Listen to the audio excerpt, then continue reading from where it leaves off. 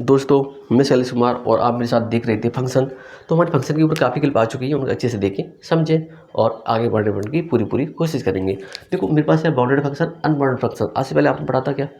अगर आप केवल टीजीटी की किताब उठा के देखेंगे तो उसके अंदर ये टॉपिक है नहीं तो आप कहाँ से पढ़ोगे? देखो, हमारे पास आईआईटी जेईई मेंस की किताबें हैं, उनको मैं पढ़ता हूँ, अच्छे से समझता हूँ, फिर आपको पढ़ाने की पूरी कोशिश करता हूँ, क्योंकि मैं आईआईटी की भी बच्चे पढ़ाता हूँ और आईएससी की भी पढ़ाता हूँ, सीबीएसई की पढ़ाता हूँ। तो सबसे अच्छा मुझे लगता है आईआईटी को पढ़ाना। क्यों अच्छा लगता है? क्योंकि यार उसका लेवल बहुत हार्ड होता है और पढ़ाने में मज़ा भी आता है कि जो चीज़ आप जानते नहीं होगे वो पे आईआईटी के अंदर मिलेगी। तो देखो, ये वहाँ पे था बाउंडेड फंक्शन था, अनबाउंडेड फंक्शन था। तो क्या था? देखो, आपने ट्रिग्नोमेट्रिक फंक्शन ग्राफ पढ़े थे? अगर नहीं पढ़े हैं तो जाके प्ले लिस्ट के अंदर देखिएगा, आपको मिलेंगे फंक्शन के अंदर ही। तो देखो, हम बात कर रहे थे कि वो बाउंडेड फंक्शन वो फंक्शन होगा जो एक लिमिट में सीमित होगा, उसी ने कोई नहीं ऐसी मैं लिमिट तय कर दूंगा कि इसके अंदर बाहर नहीं निकलेगा, वो मेरा बाउंडेड फंक्शन। और अनबाउंडेड फंक्शन वो होगा जो वो अपनी लिमिट से बाहर है, किधर भी जा रहा है, कहीं भी जा रहा है, हमें नहीं पता। तो ये कह रहे हैं अनबाउंडेड फंक्शन। अब बाउंड फंक्शन उसे कह रहा है कि जो इसकी हमने एक लिमिट तय कर दी होगी वो इसके बीच में रहेगा, वो होगा बाउंड फंक्शन। और एक अनबाउंड फंक्शन उसे कहेंगे जो असीमित है। असीमित मतलब समझ रहे हो कि इधर भी जा रहा है उधर भी जा रहा है, हमें नहीं पता, वो है अनबाउंडेड फंक्शन। अभी कौन कौन से फंक्शन बाउंड होंगे, कौन से अनबाउंड होंगे, हम उनकी बात करेंगे। देखो, हमने देखा था कि अगर हम ग्राफ बना के देखें, वैसे बिना ग्राफ की होती है, जैसे एफ एक्स बराबर साइन एक्स है, तो कहा सर एफ एक्स बराबर कॉस एक्स भी हो सकता है। हाँ, हो सकता है। अब तुम थोड़ी नॉलेज होनी चाहिए डोमिनो रेंज के बारे में। बता दूंगा इतना तो कि तुम जानते होंगे। जैसे मेरे पास साइन एक्स का ग्राफ है, तुम देखो, एक देखो टेन एक्स का ग्राफ और एक देखो ई पावर एक्स का ग्राफ, ठीक है। और कोई ग्राफ पूछता है, चलो फिर इनसे देखो। जैसे हम बात कर रहे थे मेरे पास साइन एक्स है, तो हमने देखा था कि जब हम साइन एक्स का ग्राफ बनाते हैं सर, तो कुछ ऐसा बनता है। ये जीरो है, यहाँ पर मेरे पास क्या होता है पाई बाई टू और यहाँ होता है पाई। इसी समझ जाओगे तुम। यहाँ पर मेरे पास है माइनस का पाई बाई टू और यहाँ पर मेरे पास क्या, माइनस का पाई। तो तुम कह रहे हो कि सर अगर हम बात करें साइन के ग्राफ को बनाने की, तो यहाँ पर क्या होता है कि अगर हम साइन जीरो की वैल्यू क्या होती है, देखो साइन जीरो की वैल्यू होती है यहाँ पर जीरो और साइन 90 की वैल्यू होती है, साइन 90 की वैल्यू होती है 1, ठीक है। तो यहाँ 1 है और यहाँ माइनस का 1 है, ठीक है। तो जो मेरे पास जो साइन का ग्राफ होता है वो जीरो से स्टार्ट करेगा और 90 पे मैक्सिमम होगा, फिर ही वापस आ जाएगा। देखो, और ये ऐसे ही सेम टू सेम ये भी किया और ये ऐसे चल दिया, ठीक है। ये एकदम तुम कह रहे सर साइन एक्स का ग्राफ है। अभी साइन एक्स का ग्राफ तो है, लेकिन साथ साथ में ये क्या करना चाह रहा हूँ तुमसे, ये देखो ये साइन एक्स का ग्राफ हो गया। अब तुम कह रहे हो सर इसकी कोई ना कोई लिमिट है, इसकी रेंज क्या है? तुम कह रहे हो सर लिमिट मतलब रेंज, तो इसकी रेंज क्या है? माइनस 1 से लेकर 1 है। तो इसकी जो हमें इसे बाउंड कर दी कहाँ पे? माइनस 1 से लेकर 1 तक बीच में रहेगा ये। तुम कितना ही बना लेना, इसे कहीं तक भी ले जाओ, तुम्हारा मन करे अपने घर तक ले जाओ, लेकिन ये माइनस 1 से लेकर 1 तक के बीच में ही लाई करता रहेगा हमेशा। जब तक तुम बनाते रहोगे तब तक ये माइनस 1 से लेकर 1 के बीच में ही लाई करेगा। अगर इसे इधर उधर निकल गया तो क्या हो जाएगा? साइन एक्स का ग्राफ नहीं रहेगा वो। तो हम कह रहे हैं कि जो मेरे पास साइन एक्स का फंक्शन होता है वो बाउंड होता है। क्यों होता है? क्योंकि इसकी जो लिमिट है, सॉरी उसकी जो रेंज है माइनस 1 से लेकर 1 के बीच में है। तो ये क्या है? बाउंडेड फंक्शन है। कैसा फंक्शन है? बाउंडेड फंक्शन है। अब हमने देखा होगा कि सर कॉस एक्स का ग्राफ कैसा होता है। देखो, ये कॉस एक्स का ग्राफ है। अब अगर आपको ग्राफ बनाना नहीं आता है तो मेरी इसी प्ले लिस्ट के अंदर में ग्राफ बना के आपको दिखाई थी, तो आप वो जाकर देख सकते हैं। तो अभी आप समझिए केवल, देखो ये क्या था? माइनस का पाई था। तो हम बात कर रहे थे कॉस जीरो वैल्यू क्या होती है? 1 होती है। तो यहाँ प्लस का 1 होगा, यहाँ माइनस का 1 होगा। तो तुमने कहा कि 1 होती है और कॉस 90 वैल्यू होती है जीरो। तो 90 पाई कहाँ जीरो पर टच करेगा, ये कुछ ऐसे चलेगा, ये कुछ ऐसे चला, ये चलता रहेगा। तुम कह रहे हो कि सर देखो इसकी भी जो रेंज है वो माइनस 1 से लेकर प्लस 1 के बीच में है। तो ये कैसा फंक्शन है? ये बाउंडेड फंक्शन है। क्यों है बाउंडेड फंक्शन? क्योंकि ये अपनी रेंज से बाहर नहीं जा रहा। मतलब अपनी जो इसकी रेंज है माइनस का 1 से लेकर प्लस का 1, इसकी जो रेंज है उस रेंज से ही बाहर नहीं जा रहा। तो कैसा फंक्शन होगा? ये बाउंडेड फंक्शन होगा। क्लियर बात समझ में आ रही है ना? शुरुआत में मैंने यही बोला था कि वो फंक्शन जो एक लिमिट के अंदर रहेंगे, मतलब अपनी रेंज के अंदर रहेंगे, वो कैसे फंक्शन है? वो बाउंडेड फंक्शन है। और हमें पता नहीं वो कहाँ से आ रहे हैं, किधर जा रहे हैं, तो अनबाउंडेड फंक्शन हो गए। अब तुम आगे देखो, या कहीं से आवाज़ आई थी, चलो कोई बात नहीं, तुमने देखा। मैं एक साथ लिखूंगा कौन सा बाउंडेड कौन सा नहीं, पहले आप समझिए। तो हमने इसको रब किया और अगर आपको 10x ग्राफ आता है तो मैं बनाता हूँ, टेंशन मत लो। देखो, तुम जानते हो tan जीरो की वैल्यू क्या होती है? अगर कोई जानता है tan जीरो की वैल्यू तो बताएं।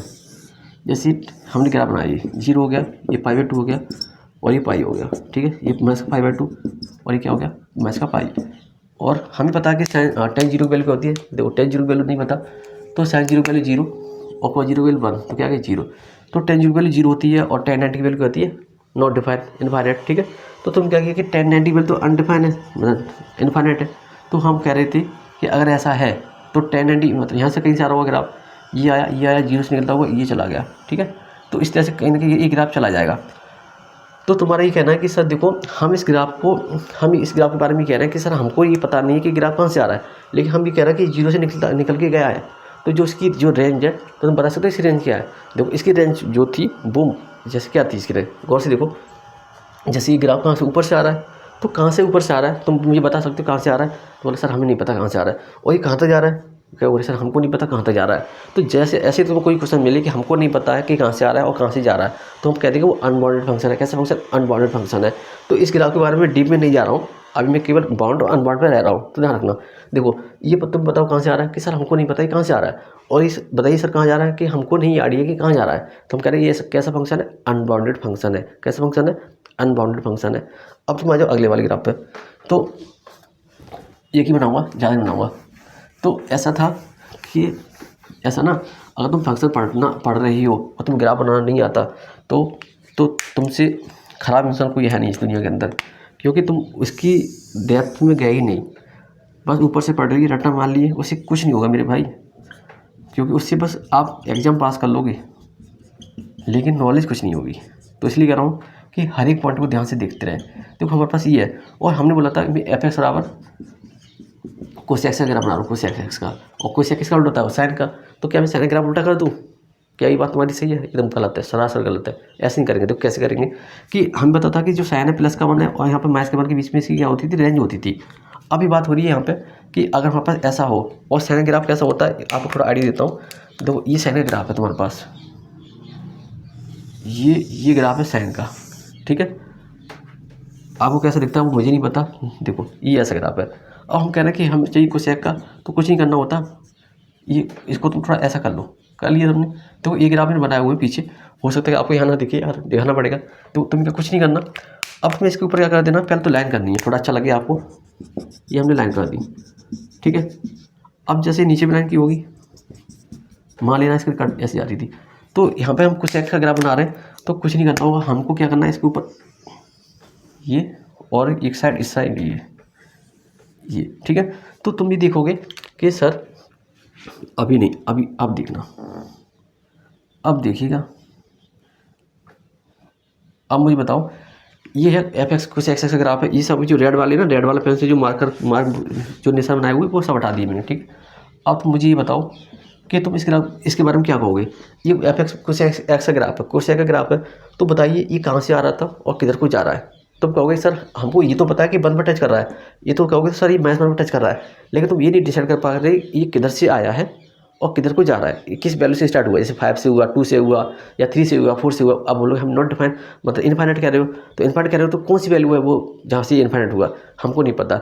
हमारा आंसर जहाँ पर लगे हमको नहीं पता, तो कहेंगे अनबाउंडेड फंक्शन। कैसा फंक्शन हो गया, अनबाउंडेड फंक्शन हो गया। तो ये बात हो रही थी बाउंड फंक्शन, अनबाउंड फंक्शन की। अब एक और ग्राफ देखो, समझ में आ रहा है कि नहीं आ रहा, आ रहा होगा। देखो ग्राफ से तो आपने देख लिए, अभी मैं बता रहा हूँ एक और एक्स ग्राफ। तो इसी प्लेलिस्ट के अंदर मैं आपको ग्राफ के बारे में पढ़ाऊंगा, तो आप अच्छे से देखना। अभी देखो केवल समझो, जैसे मेरे पास एक और एक्स ग्राफ है, y बराबर एक और एक्स। तो कैसा होता है, ये यहाँ से ही हो जाता है, ठीक है। तो कहने का मतलब ये था कि ये कभी यहाँ पर टच नहीं करेगा, और दूसरी बात ये है कि ये पता नहीं कहाँ तक जाएगा। तो तुम कह रहे हो सर अनबाउंडेड फंक्शन, ये कभी इस लाइन से टच नहीं करेगा और ये पता नहीं कहाँ तक जाएगा। तो कैसा फंक्शन हो गया, अनबाउंडेड फंक्शन हो गया। ना हमें इधर का पता ना उधर का पता, तो कैसा फंक्शन हो गया, अनबाउंडेड फंक्शन हो गया।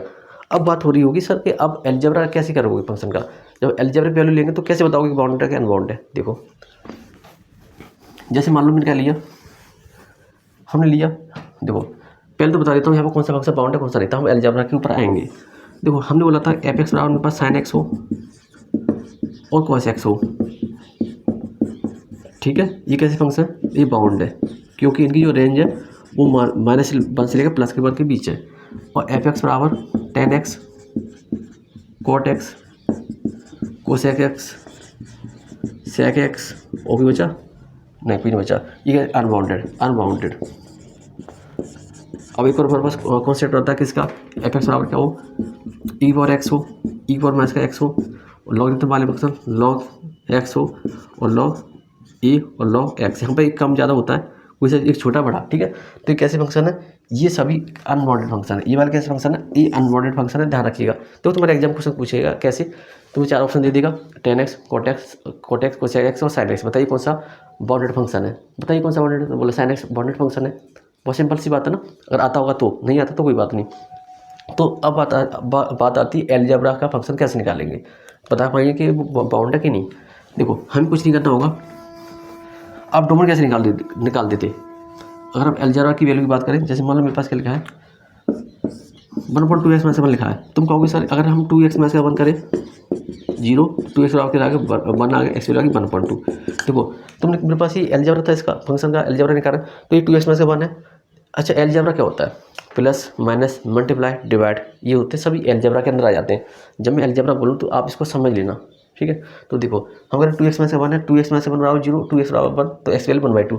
तो ये कहाँ पे बाउंड है, 1/2 पे ही बाउंड हो जाएगा, ठीक है। ये हमें कोई ना कोई वैल्यू दे रहा है अपनी, क्या दे रहा है 1/2 इसने वैल्यू दी, तो क्या है बाउंडेड फंक्शन हो गया। कैसा हो गया, बाउंडेड फंक्शन हो गया।